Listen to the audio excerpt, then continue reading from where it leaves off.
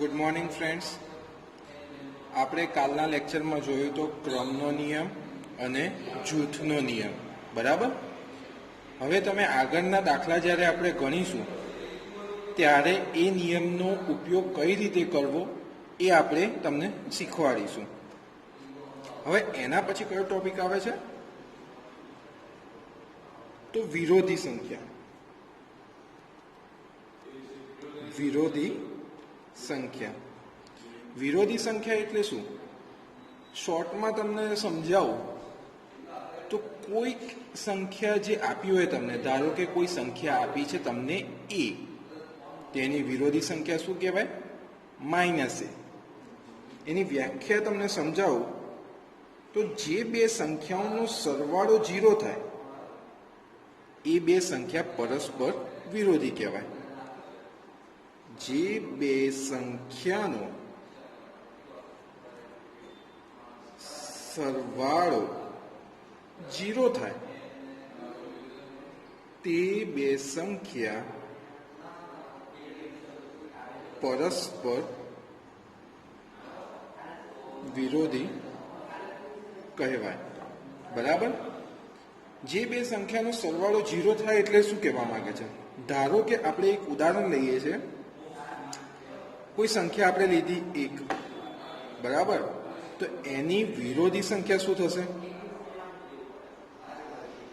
વિરોધી સંખ્યા એના જેટલી જ આ સંખ્યા કઈ છે? +1. તેની વિરોધી સંખ્યા -1. સમાનાર્થી અને વિરુદ્ધાર્થી જેમ તમે ભણો છો એમ આ વિરોધી સંખ્યા આવે, તેની વિરોધી સંખ્યા. હવે સંખ્યા કઈ આપણી હતી? 1. એની વિરોધી સંખ્યા કઈ? +-1. શું કીધું તું? જે બે સંખ્યાઓનો સરવાળો શું થાય? 0 થાય. તો 1 છે વત્તા -1 છે. તમને બી ખબર છે વત્તામાં અંદર જાય કાં તો પ્લસ માઇનસ માઇનસ થાય તો શું આવે? 1 માંથી -1 જાય તો 0. ખબર પડી? તો આ શું કહેવાય? વિરોધી સંખ્યા છે. ધારો કે કોઈ સંખ્યા એ છે, ધારો કે કોઈ સંખ્યા કઈ છે? એ છે. તો એની વિરોધી સંખ્યા કઈ થશે? વિરોધી સંખ્યા -a થશે. તો શું લખાય? a વત્તા કૌંસમાં -a, કાં તો તમે એવું બી લખી શકો a-a, બરાબર. તો શું થશે? 0, બરાબર. જે બે સંખ્યાઓનો સરવાળો 0 થાય એને શું કહેવાય? વિરોધી સંખ્યા. કોઈને આમાં તકલીફ ખબર ના પડી હોય, બરાબર, તો સમજી લો. કોઈ બી સંખ્યા હોય, તમે ભણી ગયા છો આગળ કે 1 ઓછા 1 આવું આવતું હતું. તો આ માઇનસ જ્યારે અંદર જતું હતું તો તમે નિયમ હતો કે માઇનસ પ્લસ થઈ જાય, 1 થઈ જાય અને પછી જવાબ આવતો તો 2. આવું તમે 7મા ધોરણમાં ભણેલા જ છો આ બધા નિયમો. તેમ છતાં યાદ ના હોય તો આ કઈ રીતે ઉપયોગમાં લેવાય છે, કઈ રીતે યુઝ થાય છે એ તમે જ્યારે અહીંયા ભણાવીએ છીએ એટલે તમે મગજમાં સમજશો. તમે ધીમે ધીમે એને સમજવાનો ટ્રાય કરશો, ઉપયોગમાં લેશો, થોડી પ્રેક્ટિસ કરશો એટલે તમારો તમને કઈ રીતે ઉપયોગ કરવો ભૂલ પડ્યા વગર તમે ઇઝીલી એનો યુઝ કરી શકશો, બરાબર. હવે આપણે આગળ વધીએ, બરાબર. આગળ બીજી વિરોધી પછી કઈ સંખ્યા આવશે? તો વ્યસ્ત સંખ્યા. તો વ્યસ્ત સંખ્યા શું છે? તો તમે ઊભા હોય અને ઊંધા કરી દઈએ, તમારું માથું ઉપર હોય, પગ નીચે હોય, એની જગ્યાએ પગ ઊંચા કરી દેવાનું, માથું નીચું કરી દેવાનું. એટલે શું થઈ ગયું? વ્યસ્ત સંખ્યા. તો જે બે સંખ્યાઓનો ગુણાકાર, એની વ્યાખ્યામાં શું લખાય? તો જે બે સંખ્યાઓનો ગુણાકાર શું મળે? 1 મળે છે. તો તે બે સંખ્યા પરસ્પર વ્યસ્ત સંખ્યા કહે છે. બરાબર. તમને યાદ હોય તો આપણે જ્યારે પહેલો લેક્ચર કે બીજો લેક્ચર લીધો હતો ત્યારે તમને કીધું હતું કે સરવાળા માટે તટસ્થ સંખ્યા કઈ, તો કે 0 હતી. બરાબર. સરવાળા માટે તટસ્થ સંખ્યા કઈ, તો 0. ગુણાકાર માટે તટસ્થ સંખ્યા કઈ, તો 1. એટલે આ રીતે બી તમે એને કહી શકો છો. સાબિત થાય છે કે જો ધારો કે કોઈ આપણે સંખ્યા લીધી 1, બરાબર,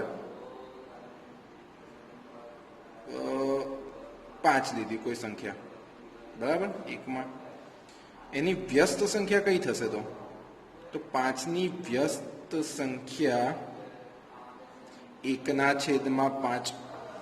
5 હોય તો એના છેદમાં 1 તો કહેવાય જ. કોઈ બી સંખ્યા હોય એના છેદમાં 1 તો હોય જ. બરાબર. તો વ્યસ્ત સંખ્યા એટલે શું કર્યું, તો આ બેનું ઊંધું કર્યું. 1 ઉપર જતો રહ્યો, 5 નીચે આવી ગયો, તો એની વ્યસ્ત સંખ્યા કઈ કહેવાય, 1/5. હવે આ બે સંખ્યાઓનો જ્યારે તમે ગુણાકાર કરો તો આપણી સંખ્યા પહેલા કઈ હતી, 5. બીજી સંખ્યા કઈ લીધી, તો 1/5. 5 છેદ જતા રહ્યા, કેટલા આવ્યા, જવાબ 1. તો આ બે સંખ્યાઓ પરસ્પર વ્યસ્ત સંખ્યા છે તેમ કહેવાય. હવે આપણે બીજું ઉદાહરણ લઈએ. ધારો કે કોઈ સંખ્યા a લીધી, તો એની વ્યસ્ત સંખ્યા બોલો શું થશે, એની વ્યસ્ત સંખ્યા 1/a થાય. બરાબર. તો હવે તમે આપણે વ્યાખ્યામાં જ કીધું છે જે બે સંખ્યાઓનો, તો જે બે સંખ્યાઓનો ગુણાકાર કેટલો મળે, 1 મળે, તો a ગુણ્યા 1/a. એ જતા રહ્યા, ગુણાકાર કેટલો મળ્યો, તો 1 મળ્યો જવાબ. તો શું કહેવાય, તે બે સંખ્યા પરસ્પર વ્યસ્ત છે. હવે આપણે થોડું બીજું એક્ઝામ્પલ લઈએ. બરાબર. 3/5. બરાબર. તો 3/5ની વ્યસ્ત સંખ્યા કઈ કહેવાય, તો 3/5 છે એની વ્યસ્ત સંખ્યા કહેવાય. 5 ઉપર જતો રહે, 3 ઊંધો થયો, મીન્સ કે જે સંખ્યા હોય એની ઊંધી સંખ્યા થઈ જાય. બરાબર. તો વ્યસ્ત સંખ્યા એટલે શું થયું, તો 5/3. હવે નિયમ પ્રમાણે શું, તો બે સંખ્યાઓનો ગુણાકાર કરો તો શું મળે તમને, 1 મળે. તો 3/5 ગુણ્યા 5/3 બરાબર 3 જતા રહ્યા, 5 જતા રહ્યા, તો શું મળ્યો જવાબ, 1. તો શું કહેવાય, બે સંખ્યાઓ એકબીજાને પરસ્પર વ્યસ્ત સંખ્યાઓ છે તેમ કહે છે. આપણે જોયું આગળ વ્યસ્ત સંખ્યા અને વિરોધી સંખ્યા. હવે આવશે કયો, તો વિભાજનનો નિયમ. બરાબર. તો વિભાજનનો નિયમ શું કહે છે આપણને,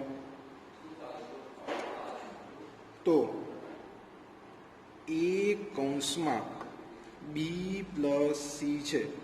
બરાબર. a કૌંસમાં b પ્લસ c છે, તો શું આવશે વિભાજનનો નિયમ, a b ની સાથે ગુણાશે એટલે a b લખાશે, પછી એ જ a c ની સાથે ગુણાશે. બરાબર. તો વત્તા, અહીંયા કયું ચિહ્ન છે, વત્તાનું, તો વચ્ચે કયું ચિહ્ન આવશે, વત્તા ac. આ વસ્તુ તમારે યાદ રાખવાનું છે. આ વસ્તુ બહુ જ સરળ છે અને તમારે આગળ આ વસ્તુનો યુઝ બહુ જ આવશે. બરાબર. એટલે તમારે આ વસ્તુ તો સમજવાની જ છે કે આ કઈ રીતે થયું. એ જ રીતે આપણે સમજીએ, એ અહીંયા પ્લસ છે, એની જગ્યાએ માઇનસ હોય તો શું થાય, એ બરાબર a કૌંસમાં b માઇનસ c છે, તો એ પ્રમાણે શું થશે, તો એ શું કહેશે, એની જોડે પહેલા ગુણાશે, પહેલા પદ જોડે ગુણાશે, તો a b લખાશે, વચ્ચે ચિહ્ન શેનું છે, તો કે માઇનસનું, તો માઇનસ લખાશે, અને હવે બીજા પદ જોડે એ ગુણાશે તો શું થશે, ac. બરાબર. આ તમને આવડવું જ જોઈએ. તો આપણે શું કર્યું, વિભાજનનો નિયમ. આને શું કહેવાય, તો વિભાજનનો નિયમ કહેવાય. તો એ શું કર્યું, a કૌંસમાં b પ્લસ c હતું, એ પહેલા પદ જોડે ગુણાયું, વચ્ચે કયા ચિહ્ન હતું, વત્તાનું, તો વત્તા બીજા પદ સાથે ગુણાયું, તો ac. બરાબર. એ જ રીતે વચ્ચે માઇનસનું ચિહ્ન હોય તો અહીંયા માઇનસ આવશે, આપણે હવે આગળ એક્ઝામ્પલ લઈશું આના, એટલે તમને ખ્યાલ આવશે. સરળ ભાષામાં જો તમને સમજાવું તો આપણે કોઈ એક્ઝામ્પલ લઈએ. ધારો કે એ બરાબર 1 લીધું, બી બરાબર 2 લીધું અને સી બરાબર 3 લીધું. બરાબર, તો શું આવશે જવાબ? તો પહેલા આનો વિભાજનનો નિયમ કરવાનો છે. 2 + 3 ને કૌંસમાં 1 ગુણી દેવાનું, એવું નથી કરવાનું. બરાબર, શું કરવાનું છે? વિભાજનનો નિયમ યુઝ કરવાનો છે. તો આ શું થશે? 1 પહેલા 2 જોડે ગુણાશે, તો 1 × 2 લખાય. વચ્ચે શેનું ચિહ્ન છે? વત્તાનું, તો પછી વત્તા. 1 શેની જોડે ગુણાશે? તો 3 જોડે, તો શું લખાશે? 1 × 3, તો શું આવશે? 2 × 2, 3 × 3, 3 ને 2 5. બરાબર, આ છે વિભાજનનો નિયમ. તમને કોઈક વખત એવું આપેલું હશે, ધારો કે 4 × 5 વત્તા 4 × 7. હવે આનો ઉકેલ શોધો. આવું તમને જ્યારે તમારા ચોપડીમાં જે સ્વાધ્યાય છે એના દાખલામાં આ ટાઈપના દાખલા હશે. બરાબર, તો આની અંદર શું કરવાનું છે? અને એવું કીધું છે વિભાજનનો નિયમ યુઝ કરો. તમે આને સીધી રીતે અહીં ગુણી દો, આનો સીધી રીતે અહીં ગુણાકાર કરી દો, તો તમને સીધો જવાબ મળી જાય. પણ એ લોકોએ કીધું હોય કે વિભાજનનો નિયમનો યુઝ કરી અને ઉકેલ મેળવો. તો આ શું મળ્યું આપણને? તો એ × બી એટલે એ બી કહેવાય, વત્તા એ × સી. આવું થાય. તો આપણે આગળ ઉપર સૂત્ર જોયેલું છે, એ બી વત્તા એ સી. બરાબર, તો એનું શું થાય? એ કૌંસમાં બી વત્તા સી. અને આવું આપ્યું હોય તો એ બી વત્તા એ સી થાય. તો આની અંદર શું કરાય આપણે? તો આમાં 4 અને 4 કોમન નીકળી શકે.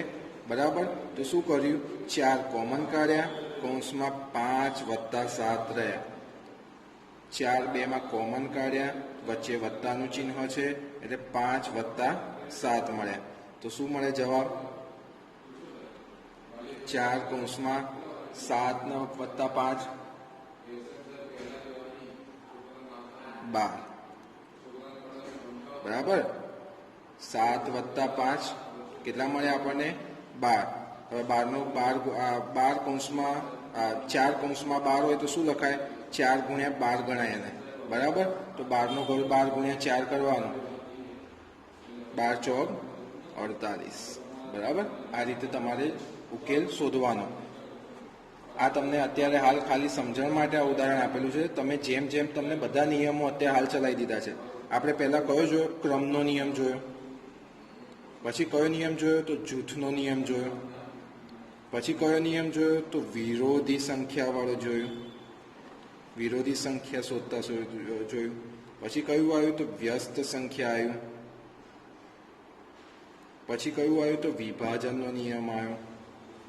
બરાબર, તો તમને આટલી વસ્તુ મગજમાં પહેલાં ક્લિયર થઈ ગઈ છે. તો ક્રમના નિયમને શું કહેવાય? જૂથના નિયમને કઈ રીતે લખાય? વિરોધી સંખ્યા કઈ રીતે શોધાય? વ્યસ્ત સંખ્યા કઈ રીતે લખાય? વિભાજનનો નિયમ શું કહેવા માંગે છે? તમને આટલા વિશે નોલેજ મળી ગયું હશે. મીન્સ કે તમને એનો સૂત્ર એક પ્રકારનો યુઝ ખબર પડી ગઈ હશે. તો હવે આગળ દાખલામાં આપણે કઈ રીતે ગણવાનું છે, બરાબર, એ આપણે એક્ઝામ્પલ જ્યારે લઈશું એટલે તમને તમારા દરેક ક્વેશ્ચનનો આન્સર મળી જશે. તમને જેટલું અત્યારે હાલ કદાચ થોડું બી અઘરું લાગતું હશે તો એકદમ ઇઝી લાગશે પ્રેક્ટિસ કરવાથી. બરાબર, તો હવે આપણે જોઈશું એક્ઝામ્પલ. અહીંયા મેં એક રકમ લખેલી છે છોકરાઓ, તો આપણે એની અંદર શું કરવાનું છે? તો વિભાજનનો નિયમનો ઉપયોગ કરીને ઉકેલ મેળવવાનો છે. વિભાજનનો ગુણધર્મનો ઉપયોગ કરવાનો છે. બરાબર, તો આની અંદર શું કરવાનું છે? તો કોમન પદ કેટલા છે? તમને દેખાય છે 7/5. 7/5 કશું કરવાનું નથી, સેમ પદ છે, એને કોમન કાઢી લો. કોમન કાઢી લેશો તો શું લખાશે? 7/5. કૌંસમાં કયું પદ બચ્યું? એક બાકી રહ્યું, -3/12. વચ્ચે કયું ચિહ્ન છે? ભૂલ્યા વગર પ્લસનું માઇનસ ના થઈ જવું જોઈએ, માઇનસનું પ્લસ ના થઈ જવું જોઈએ. ઉતાવળ કરવા જાઓ છો એમાં ઘણા લોકો એ હોમવર્કમાં ઘણી મિસ્ટેક કરે છે. આપ્યું હોય રકમ અલગ અને ગણી કાઢી હોય તો કંઈ અલગ જ. બરાબર, એટલે જોઈને વ્યવસ્થિત રીતે ગણો, બહુ ઉતાવળ કરવાની નહીં. શાંતિથી ગણવાનું, આપણે કશે ભાગી નહીં જતા, બરાબર. વત્તા પ્લસનું ચિહ્ન છે પ્લસ 5/12, બરાબર. આ પદને આપણે શું કર્યું, કોમન કાઢી લીધું. તો હવે શું ઉકેલ આવશે, તો 7/5. અહીંયા શું કરવું પડશે, તો લસા લેવો પડશે. લસા લેતા ના આવડતું હોય, બરાબર, તો અહીંયા ધ્યાન આપજો, બંનેના નીચે કોમન પદ કેટલો છે, 12, બરાબર. બંનેના છેદમાં કયા પદ છે, તો 12. તો લસા કયો કહેવાશે, 12. ઉપર શું આવશે, -3 વત્તા 5, બરાબર. અહીંયા શું લખાશે, 7/5 -3 + 5 શું આવશે, બોલો. એકમાં માઇનસ ચિહ્ન છે, એકમાં પ્લસ ચિહ્ન છે, એટલે શું થાય, એક માઇનસ અને એક પ્લસ હોય એટલે બાદબાકી થાય, અને ચિહ્નનું મોટાનું આવે. હંમેશા યાદ રાખવાનું, સજાતીય પદ, સજાતીય પદ એટલે શું, વત્તા વત્તા. સજાતીય પદ એટલે શું, સરખા પદ. માઇનસ માઇનસ, બે સજાતીય પદ હોય તો શું થાય, સરવાળો, બરાબર. બે સજાતીય પદ હોય તો શું થાય, સરવાળો. અને વિજાતીય પદ એટલે વિરોધી પદ, તો એક વત્તા હોય એક માઇનસ હોય, કાં તો એક માઇનસ હોય એક વત્તા હોય, તો શું થાય, બાદબાકી, બરાબર. આ વસ્તુ તમારે ખાસ તમારે નોટમાં લખી દેવાનું કે આ નિયમ છે, તમારે ભૂલ ના પડવી જોઈએ, બરાબર. તો શું છે આ સજાતીય પદોનો શું થાય, સરવાળો. સજાતીય પદોનો શું થાય, તો સરવાળો. સજાતીય પદ એટલે શું, બે સરખા ચિહ્નવાળા પદ, પ્લસ પ્લસ માઇનસ માઇનસ, એને કયા કહેવાય, તો સજાતીય પદ કહેવાય. વિજાતીય પદ એટલે એક પ્લસ એક માઇનસ હોય, કાં તો એક પ્લસ હોય, બરાબર. તો એમાં શું થાય, બાદબાકી. અને ચિહ્ન હંમેશા મોટાનું આવે, બરાબર. ચિહ્ન હંમેશા મોટાનું આવે, એટલું યાદ રાખવાનું, બરાબર. તો એ રીતે આપણે જઈએ તો આ કયા પદો છે, તો વિજાતીય પદો છે. કઈ રીતે, એક માઇનસ છે એક પ્લસ છે, તો વિજાતીય પદો એટલે શું થાય, બાદબાકી. ચિહ્ન શેનું મૂકવાનું, મોટાનું. તો બાદબાકી કરો તો 5માંથી 3 જાય તો કેટલા આવે, તો કે 2. ચિહ્ન શેનું મૂકવાનું, તો કે મોટાનું. મોટાનું ચિહ્ન પ્લસ છે એટલે લખતો નથી, 12, બરાબર. હવે શું થશે, તો આને પદને આ રીતે લખાય, 7/5 2/12. અહીંયા છેદ ઉડાડવા હોય તો આ છેદ ઉડી જાય, તો 1/6, 6 × 2 લખાય, 6 × 2, 6 દુ 12 થાય, 2 ઉડી જાય, બરાબર. તો 1/6 લખાય. તો અહીંયા હું શું લખી શકું, 7/5 × 1/6. હવે ગુણાકારનું ચિહ્ન છે એટલે સિમ્પલ ગુણાકાર થઈ જશે. અમુક લોકો ભૂલ એ કરે છે કે ગુણાકાર હોય ને તો એ લસા નહીં કાઢે છે. લસા હંમેશા સરવાળો કે બાદબાકી, સરવાળો કે બાદબાકીનું ચિહ્ન હોય ત્યારે લસા લેવાય, યાદ રાખો, બરાબર. આ બેઝિક નિયમો છે જે આપણે ભણાવતી વખતે અત્યારે તમને શીખવાડતા જ રહીશું. 8મા ધોરણમાં જ તમારું બેઝિક પાક્કું થઈ જવું જોઈએ. તેથી 9મા ધોરણમાં અને 10મા ધોરણમાં મેથ્સ તમારા માટે રમકડું થઈ જશે. મેથ્સ તમારા માટે માર્ક્સ લાવવામાં એટલે એકદમ ઇઝી થઈ જશે, બરાબર. એટલે તમારે હાલ તમે ભલે 7મા ધોરણમાં ભણ્યા છો, બધું જ વસ્તુ તમે 7મા ધોરણમાં ભણેલા છો, તેમ છતાં 50%થી 60% લોકો ભૂલ કરે જ છે. મને ખબર જ છે. આવડતું હશે તો ઉતાવળ કરવામાં ભૂલ કરે છે, કાં તો અમુકને તો આવડતું જ નહીં, નિયમ જ નહીં ખબર. એટલે જોડે જોડે આપણે જે દાખલા લઈશું એની જોડે ભલે ધીમું જવું પડે તો ધીમું જવું પડે. આ લોકડાઉન છે, ઘરે બેઠા બેઠા નિયમ આ બધા જે કરાવું છું, આ નિયમ લસાવાળું, ગુણાકારમાં શેમાં લસા લેવો શેમાં લસા ના લેવો, એ બધું જે હું બોલું છું એ તમારી નોટમાં તમને સમજણ પડે. હું લખાવું એમ નહીં, તમને સમજણ પડે એમ લખવાનું, કે જેથી તમને ખબર પડે વાંચવું હોય તો કે ભાઈ હા આ રીતે આવું છે. કોઈ દિવસ ભૂલી ગયા હોય તો એક વખત જોઈ જો તો તમને ખબર પડે, બરાબર. તો અહીંયા લસા ના લેવાય, કેમ, તો કોઈ ગુણાકારનું ચિહ્ન છે. તો હવે બોલો, ઉપર ગુણાકાર થાય તો 7 × 1 લખાય, 5 × 6 આવું થાય, બરાબર. ઉપરના પદ ગુણાય, નીચેના પદ ગુણાય. તો હવે શું થાય, 7 × 1 = 7, 5 × 6 = 30. આ તમારો જવાબ આવ્યો. સ્ટાર્ટિંગથી આપણે ફરીથી એક વખત જોઈ લઈએ છીએ. શું કર્યું હતું, વિભાજનનો ગુણધર્મનો ઉપયોગ કરીને દાખલાનો ગણતરી કરવાનું હતું. વિભાજનનો ગુણધર્મ બેમાંથી કોમન પદ કયું નીકળ્યું? 7/5. 7/5 કોમન કાઢ્યા, વધેલા પદ અંદર રાખ્યા, પ્લસનું ચિહ્ન હતું એટલે પ્લસનું ચિહ્ન મૂક્યું. શું લીધો? લસા લીધો. લસા કેટલો મળ્યો? 12 મળ્યો. -3 + 5 વિજાતીય ચિહ્નો, મોટાનું ચિહ્ન, વિજાતીય પદો, મોટાનું ચિહ્ન મૂકવાનું. બરાબર. તો હવે આગળ શું થશે? તો 7/5 2/12 7/5 ગુણ્યા 2/12 બરાબર. 7/5 કરીને તમે આગળ ગણતરી કરશો તો 7/30. બરાબર. ખબર પડી ગઈ હશે તમને. હવે આગળ આપણે બીજું એક્ઝામ્પલ લઈએ. હવે મિત્રો આજે આપણે 3 વસ્તુ જોઈ: વિરોધી સંખ્યા, વ્યસ્ત સંખ્યા અને વિભાજનનો નિયમ. બરાબર. તો વિરોધી સંખ્યા હોય આપણે હવે 3 એક એક્ઝામ્પલ વિભાજનના નિયમનું તમને સમજાયું. બરાબર. હવે આપણે જોઈશું વિરોધી સંખ્યાનું. તો વિરોધી સંખ્યામાં શું હશે? બરાબર. વિરોધી સંખ્યાના થોડા એક્ઝામ્પલ જોઈએ, વ્યસ્ત સંખ્યાના એક્ઝામ્પલ જોઈએ અને હજુ એક વિભાજનના નિયમના એક્ઝામ્પલ જોઈએ. એટલે તમને ગણતરીમાં તમને એક આઈડિયા આવી જાય કે કઈ રીતે આપણે ગણતરીમાં એમનો યુઝ કરવાનો છે, કઈ રીતે એનો આગળ દાખલા આવશે એના. બરાબર. તો ચલો પહેલાં જોઈએ -5/9. બરાબર. તેની વિરોધી સંખ્યા કઈ છે? તો આ કઈ સંખ્યા છે? માઇનસ. તેની વિરોધી સંખ્યા કઈ આવશે? તો 5/9. માઇનસ છે એટલે પ્લસ આવશે. બરાબર. તમારે આ બે સંખ્યાનો જ્યારે સરવાળો કરશો, બરાબર, તો કઈ સંખ્યા મળશે? 0. બરાબર. હવે એ જ રીતે -6/5 છે. -6/5 છે. બરાબર. તો માઇનસ માઇનસ શું જશે? રિમૂવ થઈ જશે. તો શું લખાય? 6/5. તમારી મૂળ સંખ્યા આ થઈ. અને આની વિરોધી સંખ્યા કઈ આવી? તો -6/5. બરાબર. કોઈ એવું ના કરી દે કે -6/5 છે તો 6/5 વિરોધી સંખ્યા થઈ ગઈ. પહેલા જે સંખ્યા આપી છે એને મૂળ સંખ્યા બનાવવી પડે. -6/5 એટલે એ 6/5 જ કહેવાય. માઇનસ માઇનસ જતા રહે. બરાબર. હવે આગળ જોઈએ 2/-9. 2/-9 તો શું આવશે? 2/9. બરાબર. એ જ રીતે હવે આપણે જોઈશું વ્યસ્ત સંખ્યા.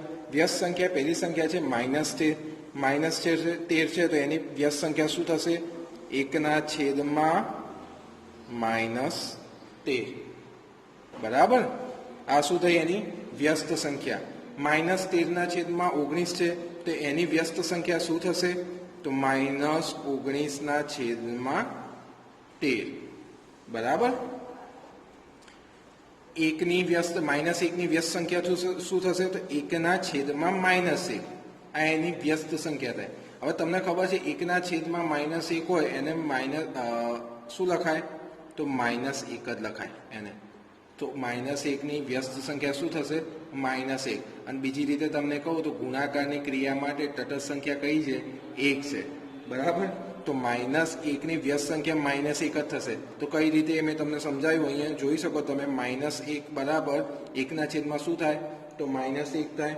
તો 1/-1 બરાબર -1 જ લખાય. એટલે એ જ રીતે તમે 1 લો. બરાબર. આ માઇનસ લીધું એની જગ્યાએ 1 લો તો 1/1 શું થાય? એની વ્યસ્ત સંખ્યા શું થાય? 1/1. તો એને 1 જ કહેવાય. હવે આપણે જોઈએ બીજી સંખ્યા. ચોથું ઉદાહરણ. તો -5/8 ગુણ્યા -3/7. તો આને કઈ રીતે લખાય? -5 ગુણ્યા -3/8 ગુણ્યા 7 બેનો ગુણાકાર કર્યો. બરાબર. તો હવે શું થાય? 5×15. તમને ખબર જ છે કે માઇનસ માઇનસ શું થઈ જશે? પ્લસ થઈ જશે. ગુણાકારમાં બે માઇનસ સંખ્યાનો ગુણાકાર થાય તો એ પ્લસ થાય. તો 5×15. 15/માં શું આવશે?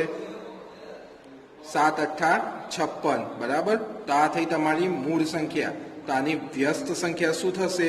તો 56/15. બરાબર. તો આપણે આ અમુક વિરોધી સંખ્યા અને વ્યસ્ત સંખ્યાના થોડા એક્ઝામ્પલ જોયા અને એક એક્ઝામ્પલ તમને મેં આપ્યું વિભાજનના નિયમનું. બરાબર. તો હવે આપણે શું કરીશું? તો થોડા દાખલા એક્ઝામ્પલમાં આપીશું અને કાલે બીજી થોડી પ્રેક્ટિસ આની કરીશું. એટલે તમને વધારે ખ્યાલ આવશે. ઓકે. અને આજે તમારે હોમવર્કમાં બરાબર 17નો ઘડિયો 5 વખત લખવાનો છે, 17નો ઘડિયો 5 વખત, 18નો ઘડિયો 2 વખત અને 19નો ઘડિયો 2 વખત. કાલે ઘડિયા નતા આપ્યા બરાબર, એક દિવસ 2 દિવસ તમે ઘડિયા કર્યા એટલે કાલે મેં ઘડિયા નતા આપ્યા તમને, લોકડાઉન છે એના કારણે. હવે 17નો ઘડિયો 5 વખત, 18નો ઘડિયો 2 વખત અને 19નો ઘડિયો 2 વખત આજે લખવાનો છે અને તૈયાર કરવાનો છે. અને બીજું હોમવર્ક તમને મળી જશે ગૂગલ ક્લાસરૂમમાં.